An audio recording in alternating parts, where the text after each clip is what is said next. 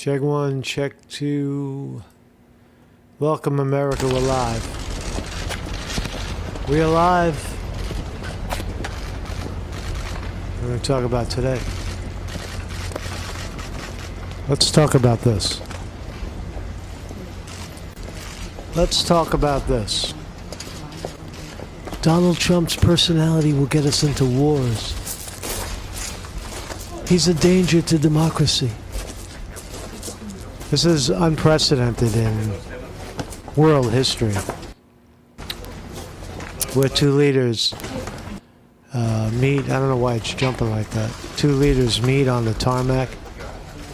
Not the tarmac, but that line separates North and South Korea. Good to see you again. I've never expected to meet you at this place.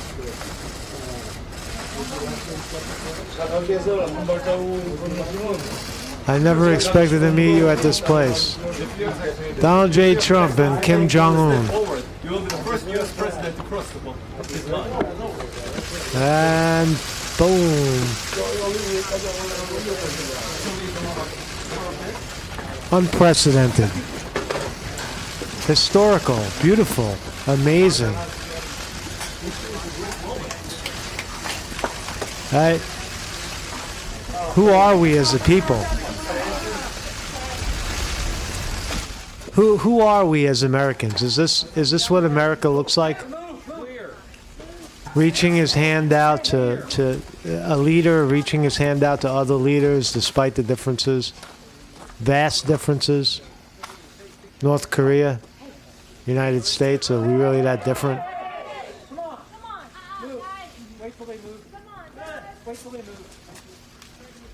Kim Jong-un, right? Historical, right? Donald J. Trump, the great, one of the greats. Welcome everybody. Welcome everybody to the program. How you doing? How you doing? A little rusty. Welcome back, man. Marcus Conte reporting. How you doing, man? Oh man, I feel lonely right now. I feel lonely back in the United States.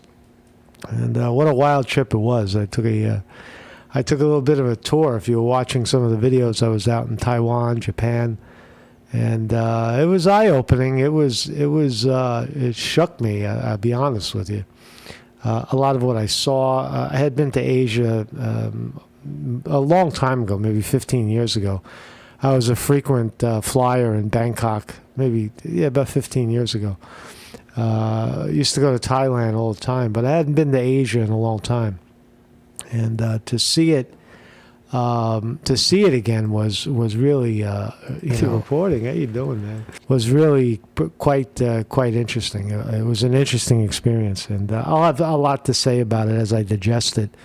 I think the greatest part of traveling outside of the country is that you get to see your country again. You see it from the view of people who are not here.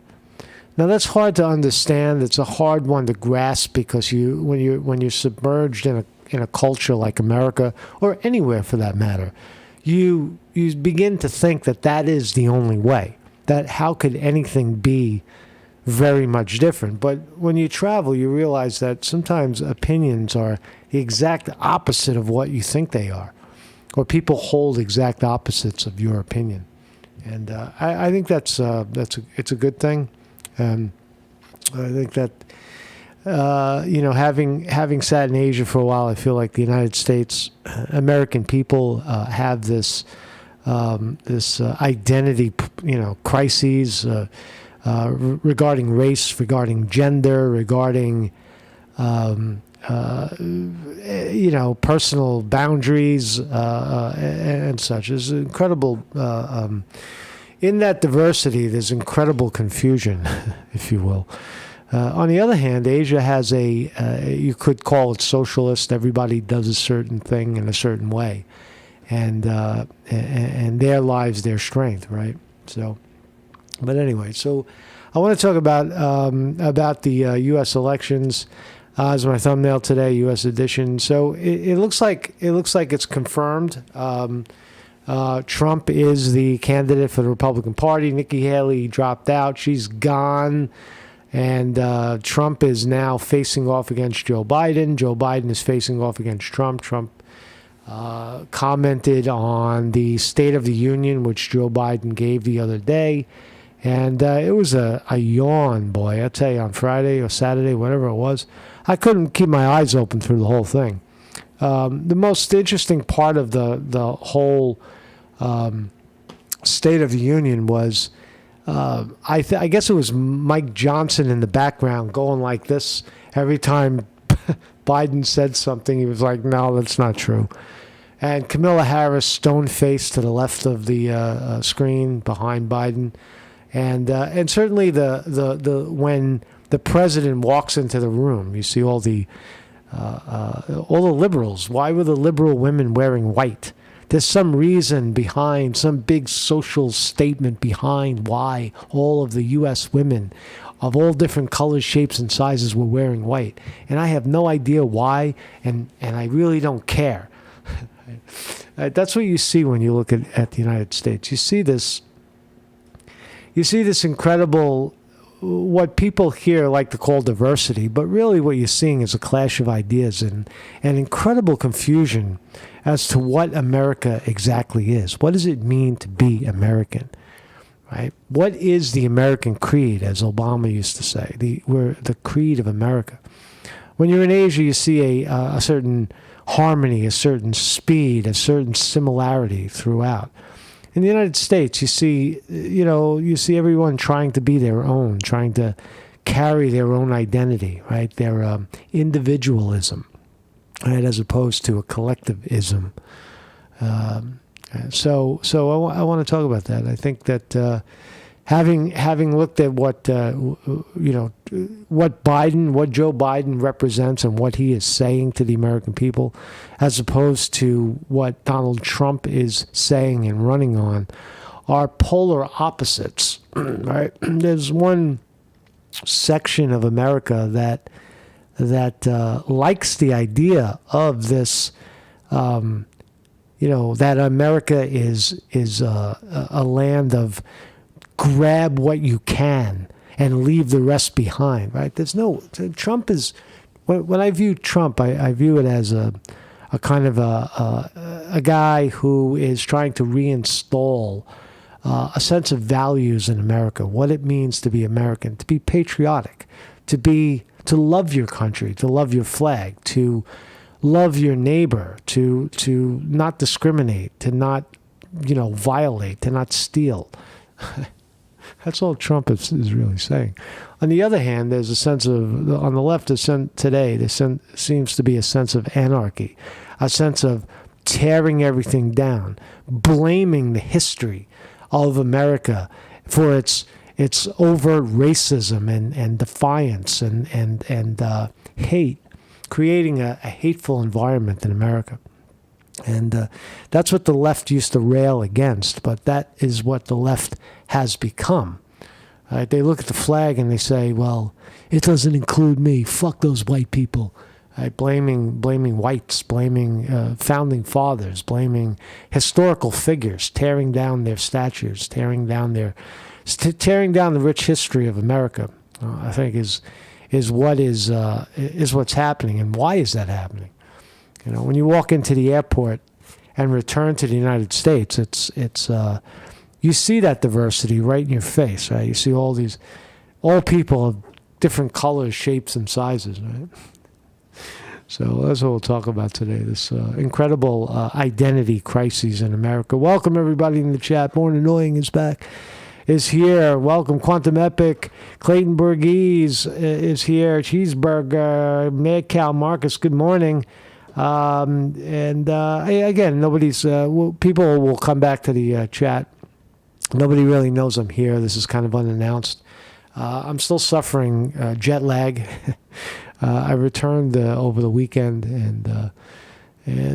so we'll get back running. I think the topic clearly is the presidential election, 9 months away. Very exciting. I'll have, a lot to say about the trip to Asia. I just have to digest it all. Also have breaking news on Marcus Conte versus the Brooklyn Hospital Center. if you recall 4 years ago, get your white privilege out of here, right? Racial attack on this reporter is now coming to fruition. 4 years later, we're going to have a case. And so it should be very interesting to see if this hospital who, basically leveled a racial attack on this reporter, trying to hide their own nonsense, their own dead bodies in a freezer truck, trying to turn it into a racial issue, and using a security guard to push me off the premises. We'll see if that hospital is ready to fold, because I'm not, and I'm here, and I'm prepared to take you guys to the mat. And I guess you're already on the mat. It's just a matter of time. And so anyway, it's my thumbnail today, and my website. I put up a new picture. I'm out with the old and in with the new right now. I'm trying to get some new opinion, new imagery. So anyway, so again, this is a historical. This is really what's on display. Here's Donald Trump de-escalating nuclear war. He's taking a guy who is building up bombs in North Korea, and he's humanizing him. And look, they're laughing together, having a good old time, right? That's real. That's a real thing. Now, the left looks at this image and says he's an appeaser, he's a communist, he's a traitor. Well, this is what democracy looks like. This is how you do it. You shake the hand of, even if it's a adversary or an enemy. Yeah, sure. Kim Jong-un has probably eaten the heads of babies, but so what? So what? That's their country. If they want to eat the heads of babies and do whatever the hell they do in their own country, that's up to them. Stay out of their goddamn business, right? Stay out of everybody's business, America. These cultures, these Asian cultures, are thousands of years old. You have no freaking idea what you're looking at when you're talking about them. They've evolved over thousands of years. America's fresh and new. It's European mostly. Right? So you're not always right. That's the point in America. And I think the left, in my view, used to was the leading voice behind understanding the world and being harmonious with the world. And now it seems the opposite. So it does seem, my opinion, has evolved more. I guess today is the Oscars. Interesting, very interesting political movie. Oppenheimer. If you don't know who Oppenheimer is is the scientist who developed the nuclear bomb. Right, and he consulted with fucking Einstein at the time to develop a bomb, a weapon, right, that could be a bomb that could be used as a weapon, an explosive, that could create peace, world peace. And Einstein advised Oppenheimer on the idea. And then, according to the movie, according to history, the bombs were delivered to the United States Defense Department, where they took those bombs and dropped them on the heads of their enemy, the Japanese, in Hiroshima and Nagasaki. Right? What a fucking movie that was, right? And it wins an Oscar, right? The heroic Americans blow up the Japanese, blow them to fucking smithereens. I'm standing on the ground in Japan right now, a couple of days ago, and this movie was winning an Oscar. Right? This is the American view. Like somehow the events of World War II, Nagasaki, and Hiroshima, the bombing, the blowing up, the evisceration of 100,000, 200,000 human beings in a heartbeat, in a blink of an eye, boom, they were gone. And that's what the movie talks about. It won an Oscar. Right? So I guess Americans are. They love that story, right? Do we love that story, or do we hate that story? How do we view that story of World War II, of an American creed who was fearful of, I don't know, the communists, right? The communists were coming, right? The Russians, they're communists. The Chinese, they're communists. What the fuck does that even mean? Nobody knows what that means. Communist, What is a communist? Historically, it meant certain things being aligned with certain political ideas. But what does it mean today? Right? Does it mean a socialist kind of community where people are more the same than they are different? They celebrate their similarities as opposed to celebrating their differences. That's really all communism equates to today. In the Far East, people seem to identify more with their similarities. Right? It's better to be similar than it is to be different.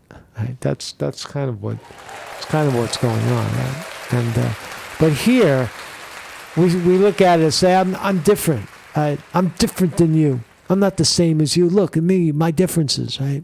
And we exploit our differences, right? And so is that all right? These are the modern day, the modern definitions of communism and I guess what we call democracy, individualism, collectivism. A lot of word salad this morning. As my mind clears, as I refine my footing here in America, because I am an American. Right? I am an American. That occurred to me when I was traveling, that there is no doubt about it. I am the quintessential American, opinionated, my way or the highway. Right? My style, fuck you. Right? That's who we are as people, right? Very defiant, and we suck it up sometimes, but for the most part, everybody wants to be the leader. Right? So, anyway, So anyway, are we buffering? People say we're buffering. Are we buffering?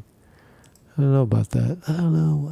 Are we buffering? Anyway, we're making the recording. So if it buffers and bleeps and bangs, you can always watch the rerun. The rerun. You saw I just refreshed it, so it looks like the stream is running, and we're powerless over that.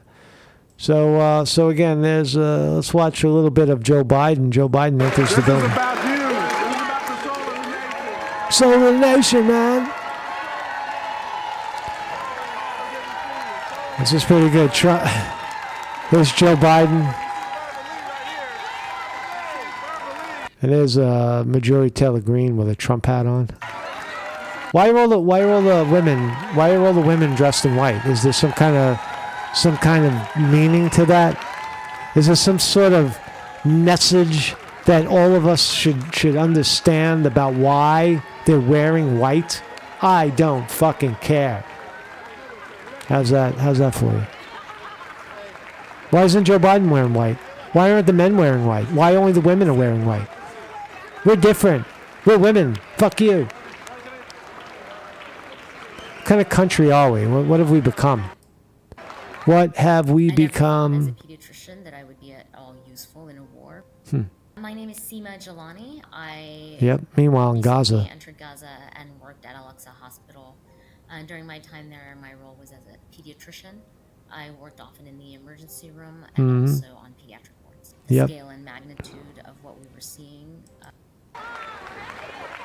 Scale and magnitude of what we were seeing in Gaza right now. As you watch this State of the Union, the United States basically bankrolled and or supported Israel's evisceration of Palestine, what used to be known as Palestine, the Gaza Strip, parts of the West Bank, eviscerated, gone. Gaza leveled. Right? All of the underground infrastructure blown up, flooded with seawater, shit, sewage, right? The people, 2 million people that were there fled. Where are they? Nobody knows. Probably half of them are dead, right? And that was, and Israel, the Jew, we got to defend ourselves, right? And fled Europe, the Holocaust. Fled Europe and the Holocaust to come to Israel to do the same exact thing to the Palestinians. And this is your country right here. Soul smiles, wearing white. That's the kind of statement you want to make?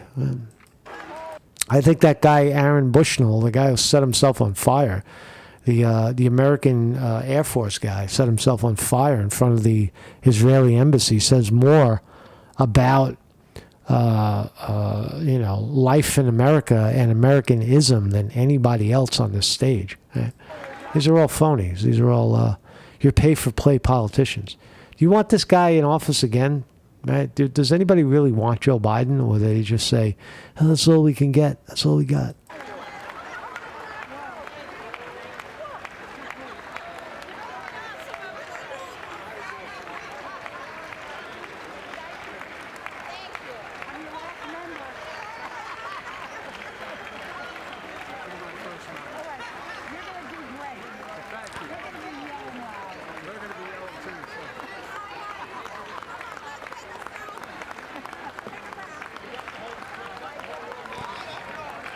I sympathize with the people in the chat saying that the chat is all fucked up.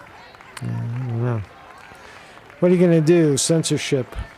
Censorship is real, motherfucker.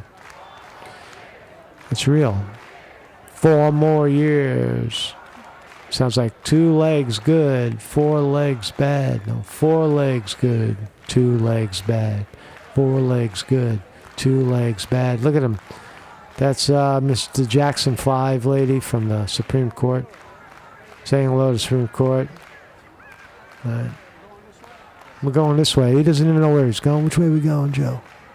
I don't know. Somebody tell me which way we're going. I fucking have no idea.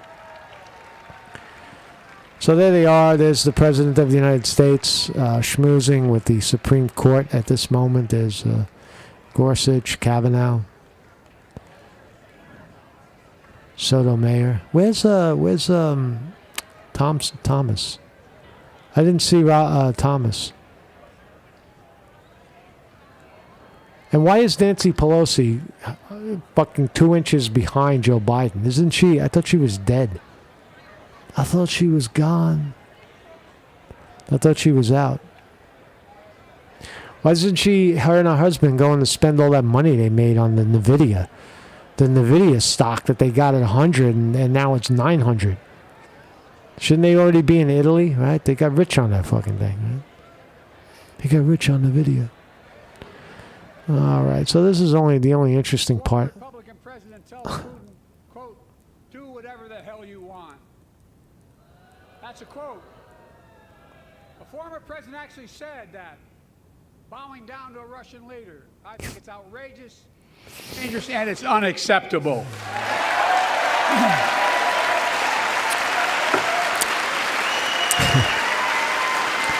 There's the Republicans. There's the Republicans. As a founding member of NATO, the military alliance of democratic nations.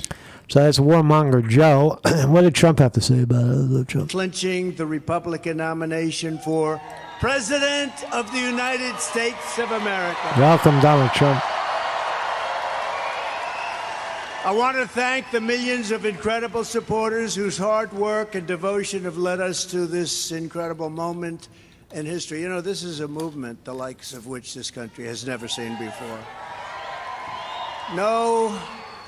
No movement even close. And to all Americans, whether you are a Republican, an independent, or a disillusioned Democrat, of which there are many, all you had to do is watch that horrible State of the Union. That was the worst president in history, making the worst State of the Union speech in history. But if you're a disillusioned Democrat, of which there are many today, I extend an open hand, an open invitation, and I ask you to join us on the noble quest of saving our country. Saving our country. Together we will turn the... What are we saving ourselves from, Mr. Trump? President Trump, what are we saving ourselves from? What is the disease that's choking the country? Or is it choking at all? Does it always seem like it's choking? Why do we always have to feel like we're being choked? Right? When you travel around, you don't feel like that. You know, people don't feel like they're choked. They feel like they're part of something. Right? In this country, you never feel like you're part of anything. Right? There's a vast emptiness in American society. Unless you live in a busy city like New York, you can go out there and lose yourself. But for the most part, the rest of the country is very, very bland and I guess depressed. There's a I don't know, sense of depression throughout the country. I don't know. Page forever on the miserable nightmare of the Biden presidency. What a presidency. What a president. Most incompetent president we've ever had. Roger Hop in the chat from the Netherlands asks, doesn't RFK Jr. have a shot? No, he really doesn't. I mean, historically, to have a shot, historically, there's never been an independent that has won the presidency in modern history. The only one who came close was a guy named Ross Perot. And he got he got a staggering 30% of the vote. But he didn't win, and RFK is no Ross Perot. RFK represents, unfortunately, what we call a spoiler, and historically, independent candidates tend to pull from the Democratic side of the aisle. They tend to pull votes away from Democrats, and not hand them to Republicans, but hand them to the independent. So the Democrat numbers tend to go down. The stronger the independent candidate is, the more threat it is to the Democrats. That's why the Democrats hate Robert F. Kennedy so much. One of their own. They're hating on a Kennedy. But does he have a chance of winning the presidency? Does the entire American populace, could that even happen? That everyone in America suddenly says, we don't want Trump or Biden, we're going to vote for Robert F. Kennedy Jr., who we barely even know who he is? No, I don't think he has a shot, if you will. And Trump is in it to win. The gloves are off. The gloves are off. Trump is in it to win, no doubt. The worst president, the most incompetent, and the most corrupt. Other than that, I think he's doing actually quite a good job. And we will make America great again.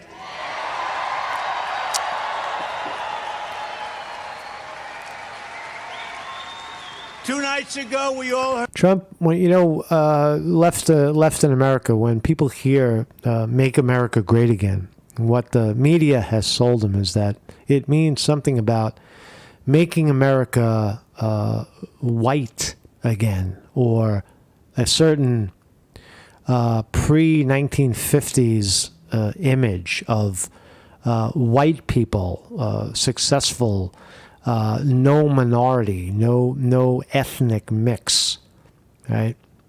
That's really not what Trump is saying at all. Trump is saying that Make America Great Again is about patriotism, about love of country, about kind of what Kennedy said, which is do for your country.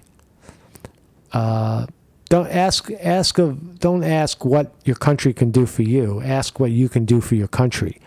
Right? Is essentially what Trump is bringing back, what Trump represents. And there's a lot of people in this country that message resonates with. Why? Because they're watching television and they're watching a constant barrage of negativity, American negativity about how the press is lying to you, how the politicians are stealing from you, how there's racial unrest in every city in America. It seems Black America is now on the warpath against whites. Everybody still hates the Mexicans. Everybody who's Latino is going to get. There's just this incredible. They restore it to a sense of pride, a sense of feel good about your country, like your country, right? Look. If you're an immigrant, my grandparents were from Italy, right? And they came here and they suffered from discrimination, of course, because they were new and they couldn't speak the language, they didn't know the culture. But certainly now, look at the product of that endeavor. My great-grandfather got on a boat, and sailed across the Atlantic Ocean, or steamrolled across the Atlantic Ocean, survived, got out at Ellis Island, and somehow, with the change in his pocket, we prospered. We became Americans. Right? I'm an American, right? I think that every country has a certain identity crisis. What does it mean to be American? What does it mean to be Chinese? What does it mean to be Dutch, or German, or English? Right? These are quintessential questions people within a country are always asking. And but in America, it's the divide is so great. Right? We have young people, men playing in women's sports. There's a tremendous identity crisis. Some tremendous, it's not even race. It's gender. It's people pushing in front of you and cutting in front of you, and I watched while I was on my little trip. I watched a clip of an Asian guy playing his cello in the subway. Right? He's down there in New York City. He's got his cello out, and he's playing a song, and he's allowed to be there. He's got the sign from, authorized to be in the subway playing with his microphone, and he's playing his cello on the ground. And some fucking homegirl, some old black lady comes up. I don't know if she was old, but she comes up and takes a metal water bottle, one of those metal fucking containers, and hits him on the head with it while he's playing his cello in the subway. Right? These sorts of things are, you just don't see them anywhere else. You're just like, what the fuck is in that lady's mind to want to hit that guy in the head? And then upon further investigation, she's done it before. And of course, it's not a hate crime, right? And of course, it has something to do with white supremacy, because the black woman is angry because of hundreds of years of oppression in a white country, right? And you start to listen to this garbage and nonsense. No, it's an individual who is broken for some reason and is violent against somebody else because she disagrees with them or sees herself as different. Right? This is a fucking problem. This is a quintessential American problem. Right? And I don't know what the solution is, but I could tell you that in this reporter's opinion, the guy on the screen right now represents understanding that. Right, that we are American. We're American first. That's the point. America first. It doesn't mean white people first, you idiot. It means America, all of us first, right? And placing our love and our attention and our commitment to country again. That's what Make America Great Again represents. At least in my view, and I think Biden. You could say, well, you could argue that Joe Biden represents that as well, because he's opening up the border to anybody who would like to cross in and become American. But that's not really the way it works, right? We're supposed to be a nation of laws, not a nation of people who jump over a fence and then suck the resources. From America for their own gain, right? There has to be some degree of law and order, So I don't know. It is a fascinating dichotomy of ideas, and I think they're on display in this election, like they always are. But this time it's pretty damn interesting. Unfortunately, it's two old men running. Trump 77, Biden 80s. Is Joe Biden going to make it to the finish line? Probably. Could Joe Biden win the election without the cheat? I don't think so. The polls are. I looked at some of the polls this morning, and they're kind of right where they usually are. They're some, two points for Biden, 2 points for Trump. Very tight race. We're right back where we were. Even despite the early polling putting Trump way out ahead, I don't think he is way out ahead. I think now it's do or die. Most people will say, "Oh no, I'm Latino. I got to vote for the Democrat because they're going to try to deport my mother." And most people will never vote for the Democrat because they feel like that they're somehow victimized by the left because of their skin color. They're discriminated against, right? And white people. And so you get this incredible divide, and let's listen to what else Trump has to say, right? I heard Crooked Joe's angry, dark, hate-filled rant of a State of the Union address. Didn't it bring us together? Remember, he said, I'm going to bring the country together. I'm going to bring it together. No. He's a threat to democracy. I will tell you, he's a threat to democracy. Weaponize government, weaponize the FBI, weaponize the DOJ. He's a threat to democracy for other reasons also. Number one, he's grossly incompetent. So I thought this girl was working out like crazy, but she wasn't. I met her yesterday at the gym, and I asked her, how do you look so great? Competent. Joe Biden gave the most divisive, partisan, radical, and extreme speech ever delivered by a president in that chamber, not even close. Rather than trying to bring our country together, he tried to cling to power by tearing our country apart. He's done nothing. You know what their whole thing is going to be? Go after Trump. Go after. We have no policy. We didn't do anything. Everything we did turned out so badly. Go after Trump. And we're ready for it. Are we ready? We're ready. Crooked Joe Biden talked about Ukraine before he talked about America. He talked about the size of a Snickers bar. It's So probably true about Snickers. They throw a little bit less in. The great Donald J. Trump. Donald J. Trump. What's happening in the stock market? Stock market is open. The stock market is open. Futures look down as we came back. So, ding, ding, ding, ding. NASDAQ down 23 points. It looks like it's coming back. The futures were down greater than that. Dow Jones Industrial Average, 38,600 record highs on the Dow and the S&P 500, 5,100. Nobody thought it was going to go past 47. Look at it, 51. NASDAQ has punctured 16,000. Holy smokes. So markets are going higher. Big boy, look at NVIDIA. NVIDIA, $869 a share. Google up $2 today to $138. Apple struggling, $172. It's been like that for a while. Amazon, $173. Facebook, what a win. Down 18 points today, but nonetheless, $487 a share. Microsoft, $402.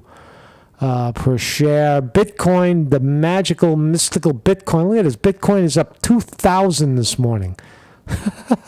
Bitcoin is the winner, right? About 6 months ago, we were talking about it at 35. Could it get past 30? Could it get up against 30 again? $72,000 per share. So that's almost a double at that point. Now, if you bought it at 30, it's 72. How the military-industrial complex is Boeing down 4 this morning to 144. I haven't really been following these. I don't know really what's going on. Moderna up 5, 6. Johnson & Johnson up $1 or half a buck. Pfizer up 60 cents. These are your medical industrial complex stocks, the stocks that have brought you once upon a time the magical, mystical injection that solves all your problems, vaccine interests. Digest those. What else we got here? What else? So markets are slightly red, but that's still holding steady. And that's really all I got today. Mark Scott's reporting. I'll play some clips as we go along. I got a lot of footage. Again, it was my trip was more family oriented. It was more was traveling with significant other, and and seeing a place for the first time was fascinating. Fascinating Taiwan, and also, a bit of a retreat that I went on. I'm always on retreat, but I'm always curious about how Buddhists and how people meditate around the world. I was here at Nug Chan Monastery. If you look at one of the videos, I did a little talk from inside of it, and I could tell you, the fact is, although Buddha Dharma, if you even know what that is, Dharma is it's mind. It's stabilizing one's mind, right? Strengthening one's mind and concentration through meditation, and that is not cultural. The Dharma is not the Dharma. The teaching of the Buddha transcends culture. So a lot of people think, oh, you go into Asia, they're all Buddhists and they're all meditative. No, they're not. No, they're not.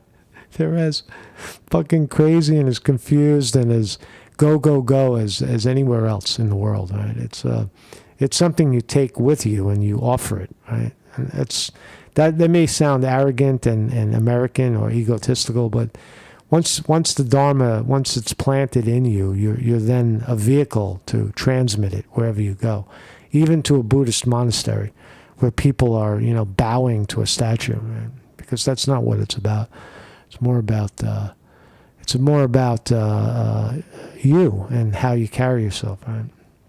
And see the world. So thank you, everybody, for joining me. I'll see you guys tomorrow. I got the word out now that we're back. A lot of people don't know we're back, and I didn't know I was back until this morning. And we'll keep it going, man. We will keep this thing going. Marcus Conte.